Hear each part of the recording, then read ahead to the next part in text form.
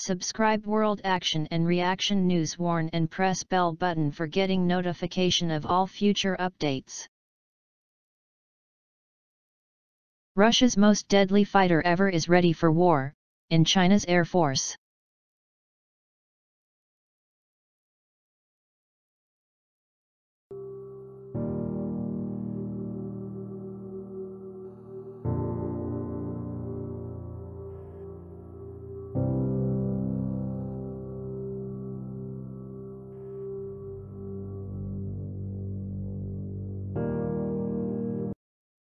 China has officially commissioned its most advanced Russian fighter jet into service.Late last month, Chinese state-run media, citing Wu Qian, a spokesperson for China's Ministry of National Defense, reported, the People's Liberation Army, PLA, has commissioned Su-35 fighter jets. Wu added, as a multi-role fighter jet, the Su-35 is capable of precision strikes on ground and sea targets. The news hardly comes as a surprise, but it has huge implications for the region. China signed a $2 billion agreement with Russia to purchase 24 Su-35 fighter jets back in 2015. This made China the first foreign customer of the planes. The first 4 of the Su-35s arrived in China in December 2016. Earlier this year, China received an additional 10 planes. Then, in February 2018, China's Su-35s took part in air combat drills over the South China Sea. According to media outlets, this was the first time Beijing had sent the planes on a public deployment. The Su-35 is a twin-engine multi-role fighter that is a derivative of the Su-27.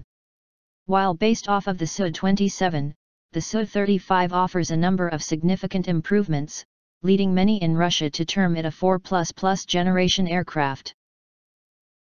Air Force Technology has said the Su-35 has high maneuverability, plus 9 grams, with a high angle of attack, and is equipped with high-capability weapon systems that contribute to the new aircraft's exceptional dogfighting capability. The maximum level speed is 2,390 km per hour or Mach 2.25. This maneuverability is key, and presents significant advantages in dogfights with other aircraft. The Mach 2.25 speed means the plane is as fast as America's F-22 and faster than the F-35. Furthermore, as Sebastian Roblin has explained, the nozzles of its Saturn AL-41 F1's turbofans can independently point in different directions in flight to assist the aircraft in rolling and yawing. Again, this is something only the F-22 can match, and it means the Su-35 can achieve very high angles of attack. In other words, the plane can be moving in one direction while its nose is pointed in another. A high angle of attack allows an aircraft to more easily train its weapons on an evading target and execute tight maneuvers. Of arguably more importance for China, the Su-35's high fuel capacity and long range greatly enhances Beijing's ability to enforce its claims in the South China Sea. In the past, Beijing has had trouble maintaining a regular presence over the enormous waters, which are roughly 1.4 million square miles, 2.25 million square kilometers. This can be mitigated by the construction of bases and airstrips on Beijing's man-made islands in the South China Sea.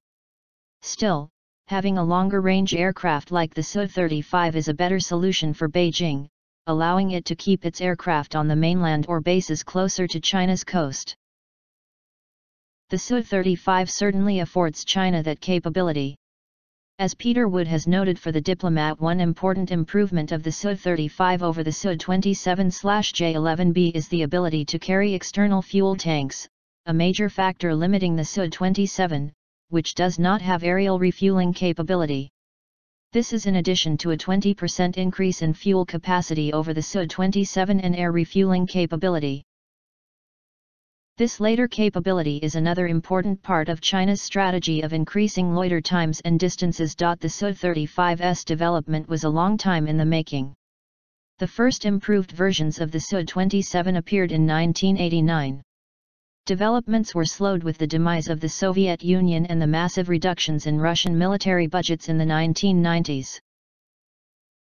Nonetheless, Some improvements including twin seats led Russia to declare a new plane called the Sukhoi Su-30 in 1996.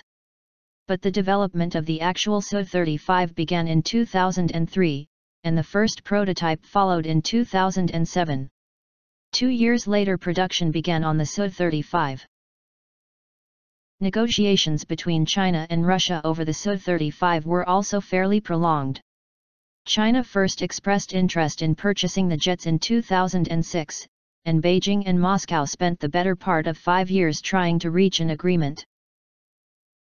In 2012, the two sides signed a preliminary agreement, but talks continued to encounter obstacles.